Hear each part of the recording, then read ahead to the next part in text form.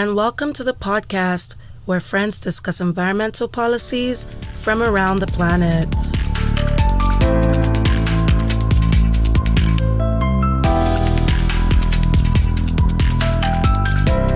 Hey everybody, welcome back to another episode of the Planet Policy Pals. I'm Ala, and I'm joined here by Adwa. What's up, girl? Hey, not much. What's up with you? Girl, I am so tired. Lord help me. I'm exhausted. It's just a lot. But anyway, forgetting about that, this series we've been telling the stories about environmental disasters that were caused by people. So we did Chernobyl, which is an industrial disaster. We did Bhopal, which was another industrial disaster. So this week we are going to get into something that's not industrial, which you can tell from the topic. We're talking about the Borneo Forests, but I guess it's kind of linked to the industry in certain ways. Before we get into that, two things. One, we're now on a new platform called AfriPod, which is a podcast platform, and it tries to have more African podcasters and people who tell stories about the continents. And well, half of us is African, so I think we count, right? For sure. I mean, are you African, Ala? Couldn't tell. Okay, I'm not doing this. So check us out there. Secondly, we have an audience question. Bruh, finally, thank you guys for sending us a question. This week, a question comes from Sarah here in the US, and coincidentally, like not even our doing, it's on theme with our topic this week. Her question was, how are the current forest fires affecting air quality, and how are we going to mitigate that problem? So, as we know, wildfires are bad. They release large amounts of carbon dioxide, black carbon, brown carbon. There's a lot of different types of carbon is the gist of it. And things that are ozone precursors into the atmosphere. Basically, they're just bad for the ozone layer. And these emissions, they affect radiation. They affect the clouds. And the effects can go beyond just regional to global scales, especially when you have those huge wildfires like we're seeing in Serbia, California, around the world, unfortunately. They also emit what we call volatile and semi-volatile organic materials and nitrogen oxides, which are also bad for the climate and the ozone layer, and they are bad for health. Like VOCs, volatile organic carbons, are not good for your health either. You don't want to be inhaling that.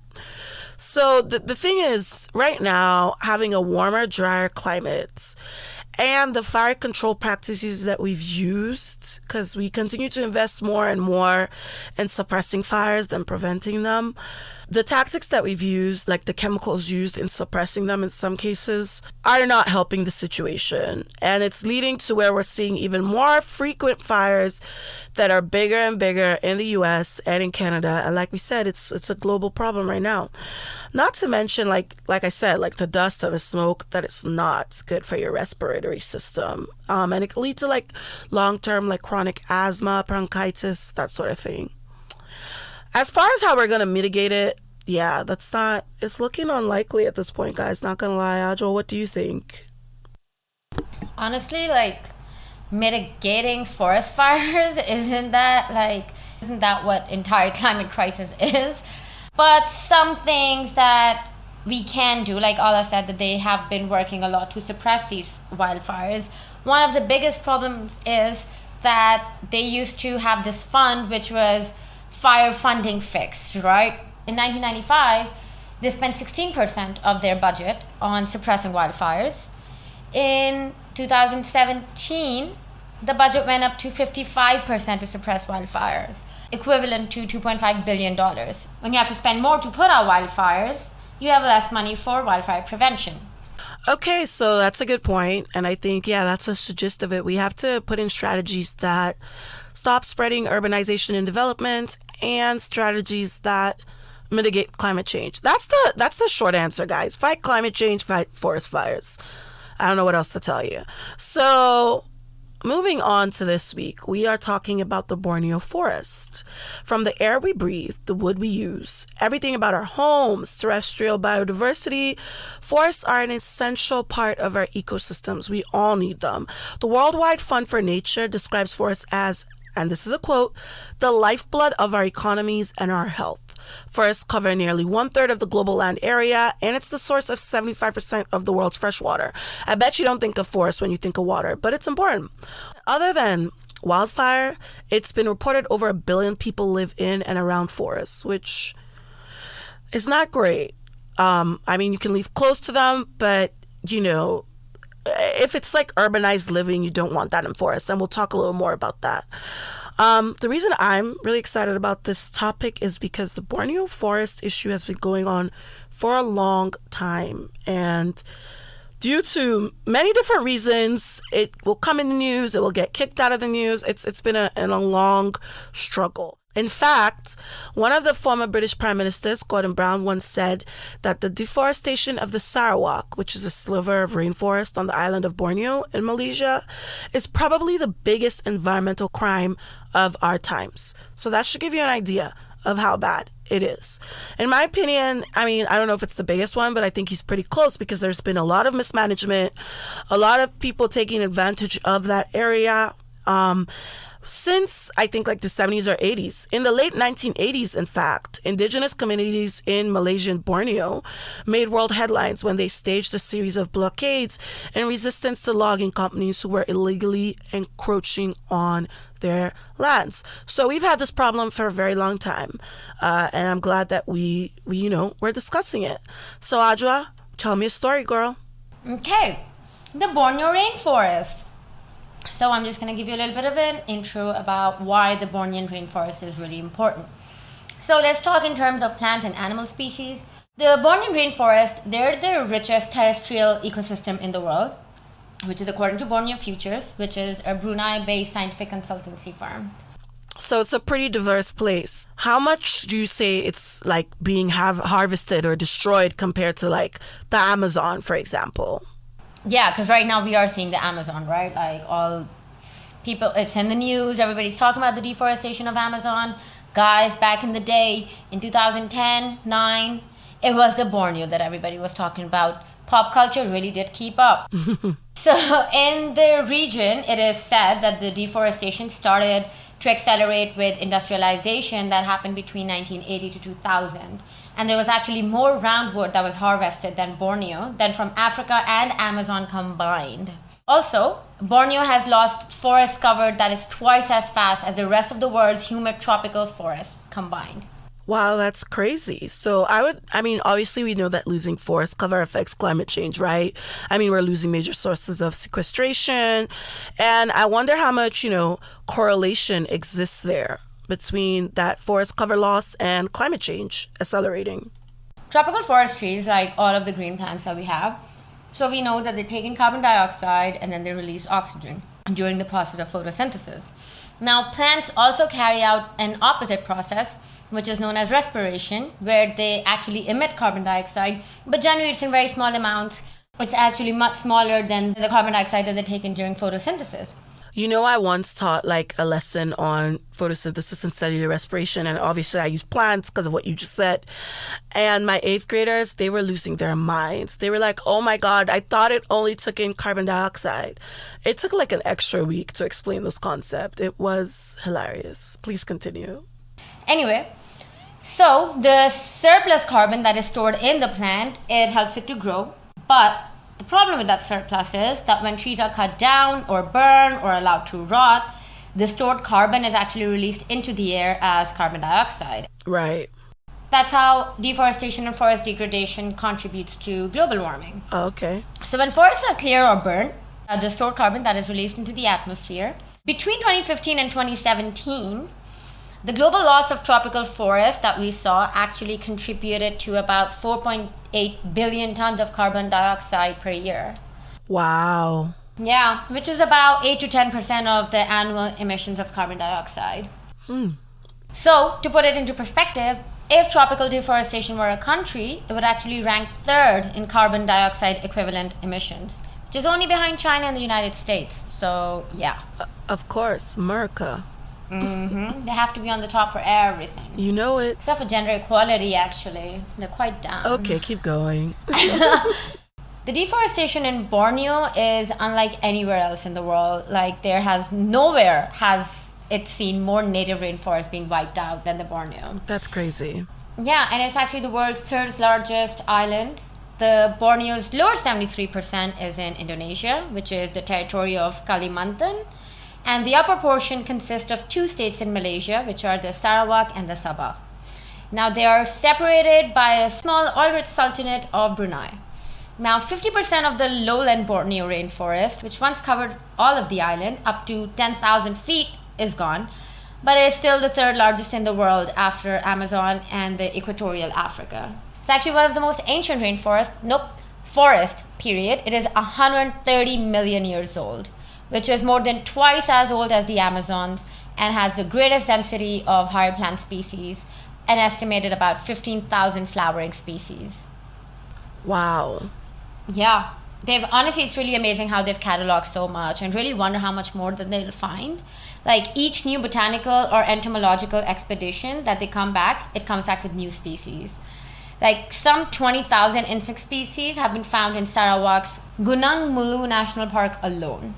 That's pretty impressive. I wonder if we're done finding things the way they keep destroying it. I hope not.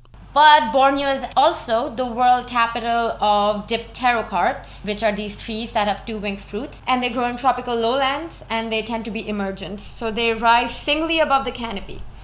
And the Borneo has 380 of the 500 species in existence. 250 of those are actually endemic to the region, so they're only found in Borneo, including the Shorea fanguitana, which is the tallest tropical tree anywhere, and it reaches up to 290 feet. Pretty impressive. Yeah, these species have like this beautiful hardwood, and they are sought after by the logging company, and most of them are actually Chinese. Surprise, surprise. That's probably linked to the rapid recent jump in industrialization in China, right? Okay, so yes and no. So they are the main market now for lumber. It used to be Japan before. But the thing is that other countries also used a ton of timber and wood. But there were recent changes in legislations in the US and the European Union, which have cut down the market share of this illicit wood. However, in China, there's still a lot of illegal trade that happens, which makes them the biggest market. Now, keep in mind, they have done a lot to protect and regrow their own forests and wildlife. Huh, very interesting. Yeah, but now they rely heavily on this imported wood. And remember, let me clarify, this is illegal wood. Right. So apart from logging, Borneo is actually ground zero for oil palm devastation, which is the reason why Borneo is the way that it is, oil palms. Bummer. Yeah, these are really the main driver of deforestation in Borneo. So I see what you're saying, like that's heavy. In Nigeria, palm oil is super popular in our food. In fact, I have some right now in my cupboard that I used to cook.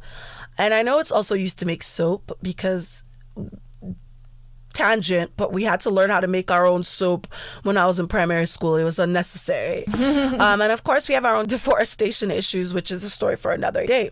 But what else can you use palm oil for? Because I know Americans are not using palm oil to cook. Okay, so palm oil is actually a very versatile oil, and it has quite a lot of different properties and functions which make it so useful and so widely used. So it is a semi-solid at room temperature, so it can keep spreads spreadable. It is resistant to oxidation, so it can give products a longer shelf life. It's stable at high temperatures, so it helps give fried products a crispy and crunchy texture. Yes, it does. It is also odorless and colorless, so it doesn't alter the look or smell of food products. So like you said, in African countries and also in Asian countries, palm oil is actually widely used as a cooking oil. And it is found nearly in every household item, by the way, from bread to chocolate to shampoo, you name it, it's there. That's how they keep a lot of these spreads, like you said, spreadable. Yeah. And it's processed to make it odorless and colorless, because when you tap like original palm oil, it has a very strong orange color. Yeah. As we know, Indonesia is the world's largest producer of palm oil. Malaysia is obviously the world's second largest producer. And together, these two Asian countries actually produce about 80% of the global supply. Cool. Talking more about the ecodiversity and the biodiversity of the forest of Borneo, it is home to orangutans, clouded leopards, and pygmy elephants, which makes it one of the most biodiverse ecosystems in the world. Okay, so when did it start? How did we get to the point where we were like, oh damn, we've destroyed such a giant rainforest? So these thick jungles in the heart of Borneo, it was one of the last blank spots on the map, terra incognita, which means that it was unexplored land throughout World War II. And it was one of the most remote areas.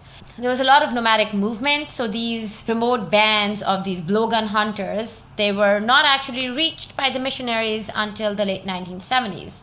Now they're all Christians and live in modern longhouses with TVs and electricity, but they still go off into the forest and hunt for days at a time. And quite a few bands still circulate in the forest and make new camps of raised pole huts every few weeks.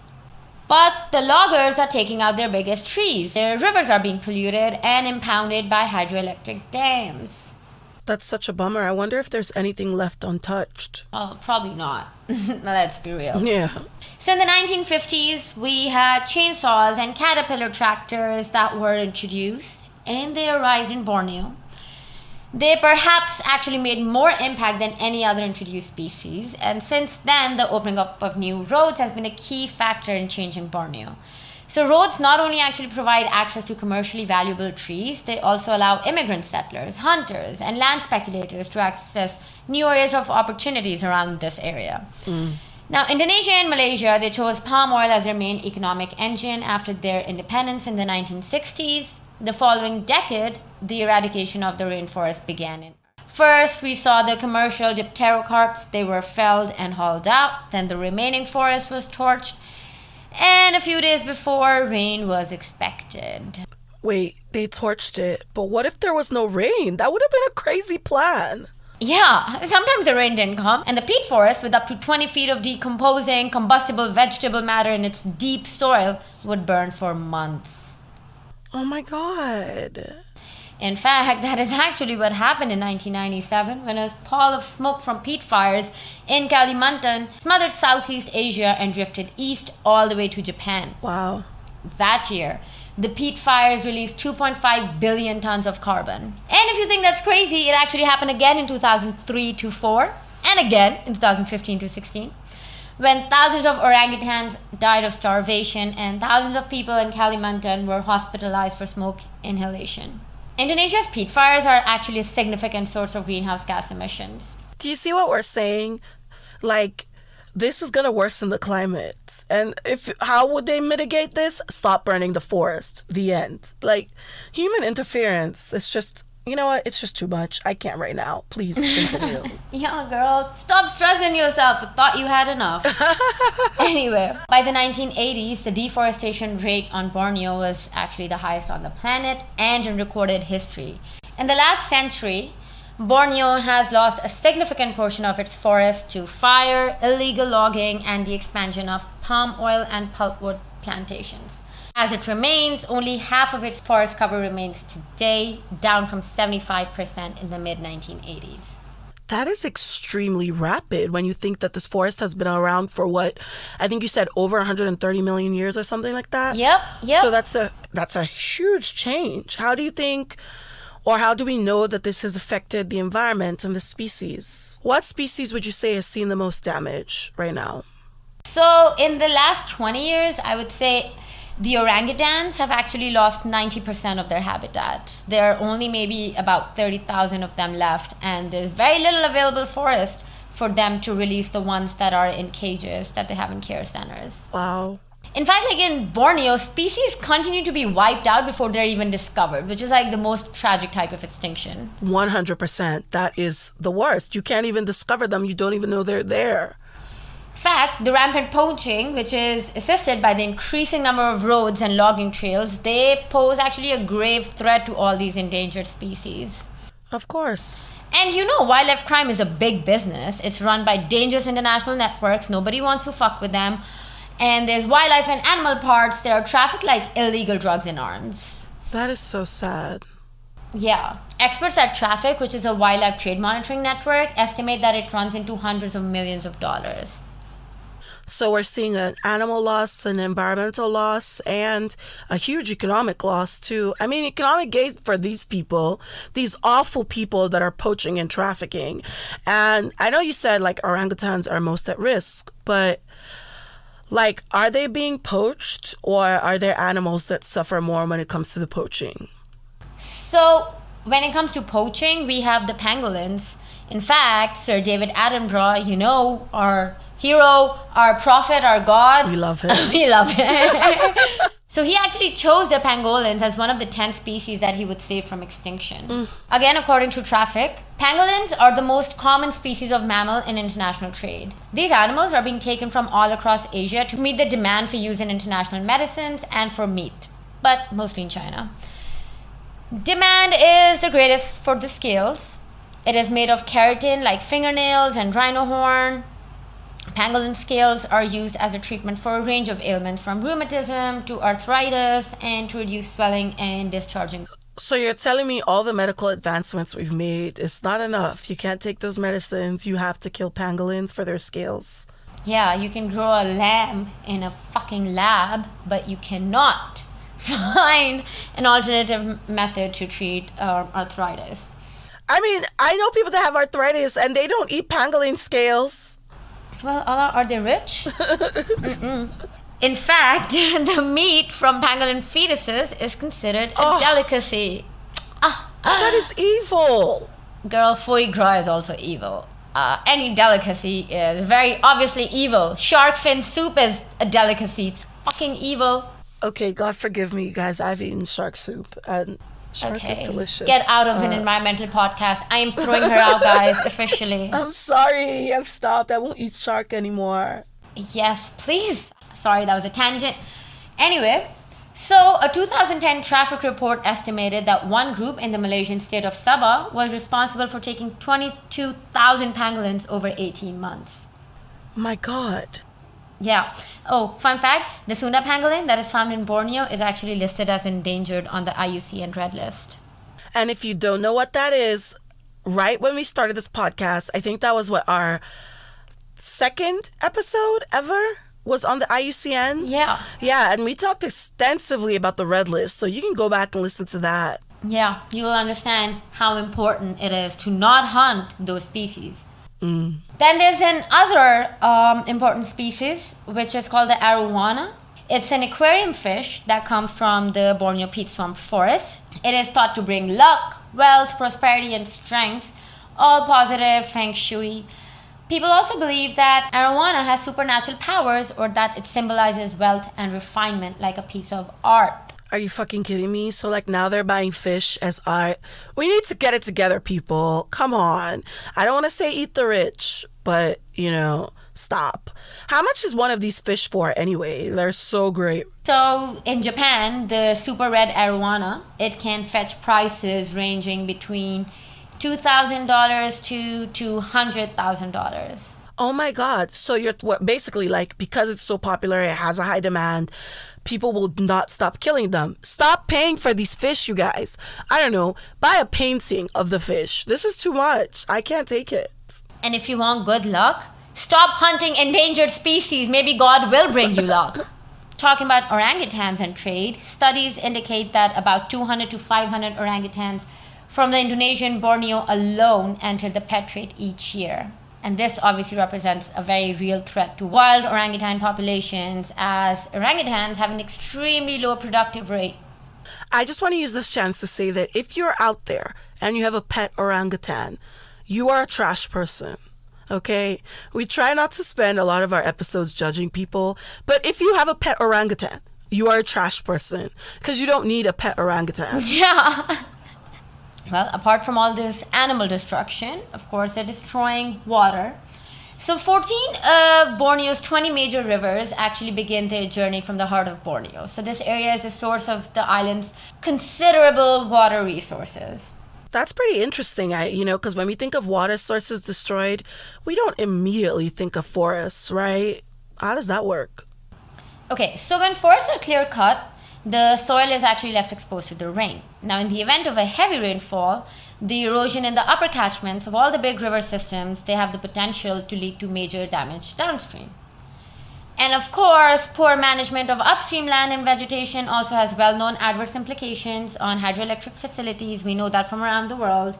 And what they do is they fill up dams with sediment and they damage the turbines. The economic costs that arise from this can be very massive. Huh. I know in episode 18 we discussed how developing and changing floodplains can exacerbate floodings. I'm wondering how the changes here have affected their floodplain as well. Floodplains prevent flooding, so how bad has it gotten in Borneo? So the deforestation and conversion of wetlands obviously will increase the frequency and severity of floods, at least for those of moderate magnitude, and they are the most frequent. So studies on Borneo clearly indicate that when peat swamp forests are converted to other types of land use, they dry out, they decompose, they subside and disappear below sea level. And then these peat areas become prone to major flooding events. In Sarawak, drainage of the peatlands located in the Rajang Delta to cultivate oil palm is causing massive floods in the coming years. A recent study that was done by Wetland International shows that 42% of the 850,000 hectares of coastal peatland would experience flooding in 25 years, which will rise to around 82% in 100 years. So, of course, business will get some profit for a few decades before the peat areas subside and become permanently flooded and unproductive. A tragedy. So do you see what your greed does? Do you see it?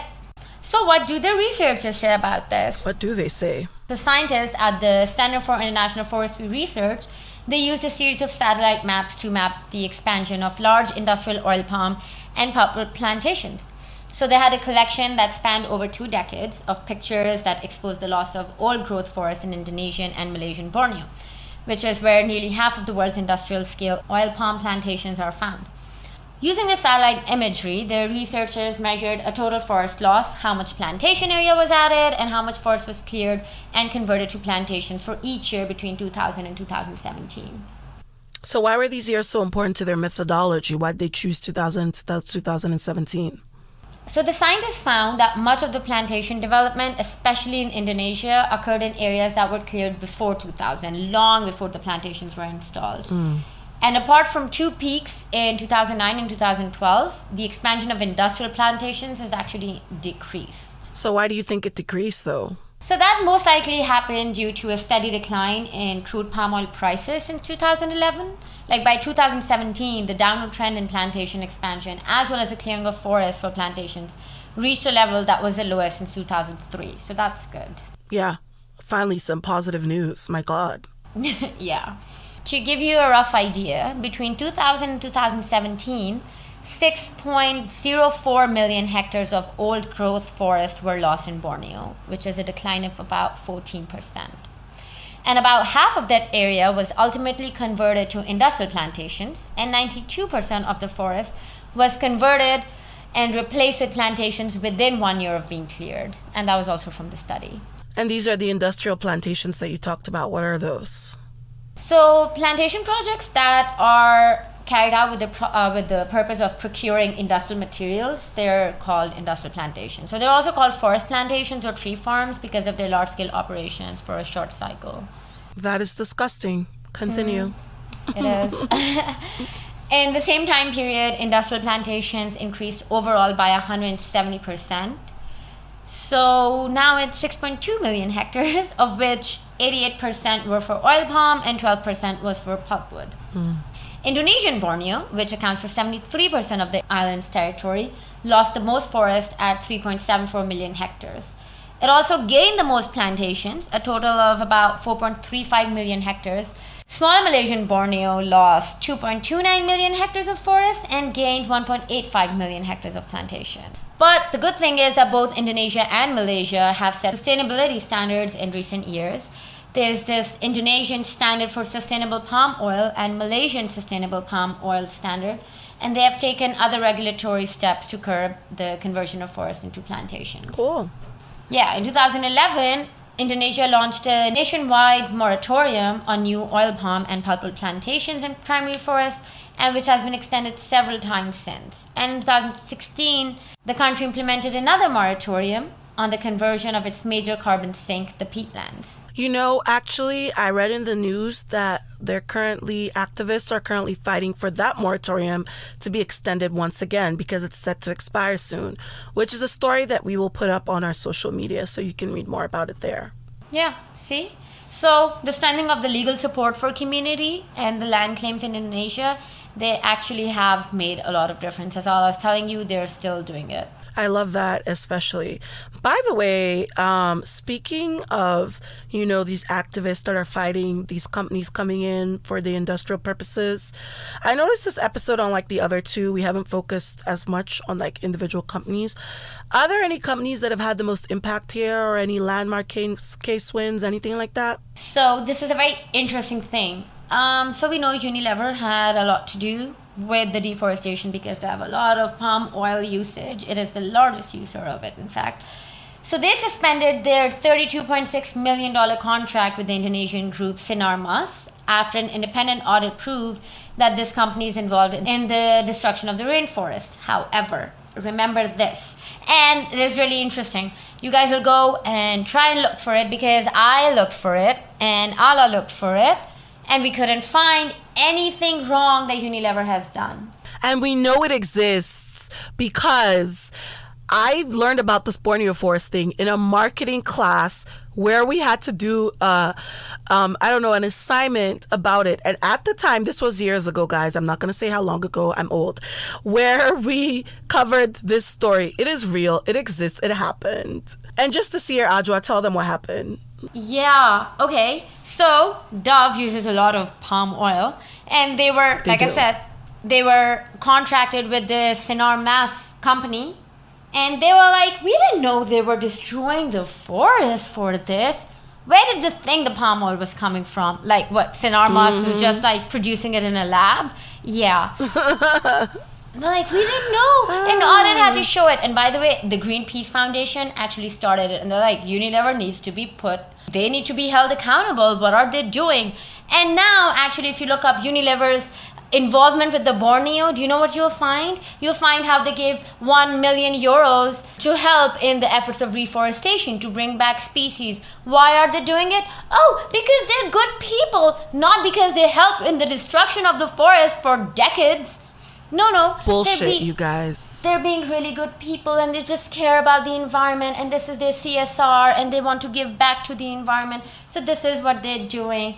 No, they fucked up, and now this is remediation. That is it. They're not nice out of the nicest of their heart. They were forced to be nice. And these rich people got everything that was bad about them that connected to the Borneo Rainforest is actually just wiped from the internet, wiped clean. As you can tell, Ajwa feels strongly about this. I spent an hour today trying to find the same sources that I was using 6 months ago to shit on them. And now I couldn't find those sources. I know they were there. So yes, I'm a little worked up. I'm sorry. So I know that you said that like from that scientific study, we saw some peaks. We saw some drops keep going apart from when it peaked for those 2 years. Why do you think the price has been dropping so much? So the decrease in plantation expansion might be partly due to government efforts, which was to regulate the expansion of plantations into forested areas. But the very strong correlation between prices and expansions indicates that market forces are actually the main driving force that are affecting expansion. Interesting. So you mean capitalism is helping, right? Of course. You mean climate change is being driven by capitalism? Oh my God, I'm so surprised. But market forces helped this time. So one for capitalism against $1 billion that it has cost. Apparently. But there have been some encouraging developments, particularly in Sarawak, which has elected a new chief minister who is actually quite supportive of the state's 40-some ethnic groups that have cancelled the massive Baram Dam. Now, the 20,000 forest people who would have been displaced by its impounded water will still have their land restored to them, and Sarawak's entire misguided, ecologically disastrous dam building program has been cancelled. But in Indonesia, pristine rainforests continue to be annihilated. And this is a global battle for the cultural diversity of the tropics, which is quite sad, but yes. Wow. Still happening. Yeah. Well, it's a global battle indeed, but at least we're talking about it. I saw in the news more people are talking about it Thank God. So a question for you guys, like Ajwa said, palm oil is in a lot of products and it has so many names. PKO fractionations, which is PKs, palm kernel olein, partially hydrogenated palm oil, fractionated palm oil, organic palm oil, glycerol stearate, lots of names, guys. And sometimes it's called palmitate vitamin A or asobil palmitate. I tell you all these names because I'm just wondering for you guys, have you noticed any of these in your food and beauty products? And now that you know, will you be switching products? Question for you guys, let us know. Let's talk about a quick organization. Like we said, there's a lot of activism in this region. The Borneo Project, which was founded in 1987, brings international attention and support to community-led efforts to defend forests, sustainable livelihoods, and human rights. The project has coordinated over $500,000 in grants from international sources for community restoration, organic gardening, territory demarcation, indigenous education, and other village projects, which we love that. So yeah, check them out. And that's our show. We will be on a sort of break, but we'll keep bringing you guys these stories in the Storytime series, and shorter extra policies for the next 3 weeks. So we have some good ones coming up. Next week, we're going to talk about how a hot blob of water off the coast of Australia and New Zealand is worsening droughts thousands of miles away. Can you guess where? Check out our websites, planetpolicypals.com, for updates and show notes, as well as references on everything we talked about today. Email us, leave a voicemail, rate and review us. If you have any thoughts on Borneo or any other forests, or really any other environmental disasters that we've caused as people, let us know. Follow us on Twitter at Planet Policy Pal, Instagram, Planet Policy Pals, and like our Facebook page. Check out our YouTube page if you need captions as you listen. And until next time, keep learning, pals.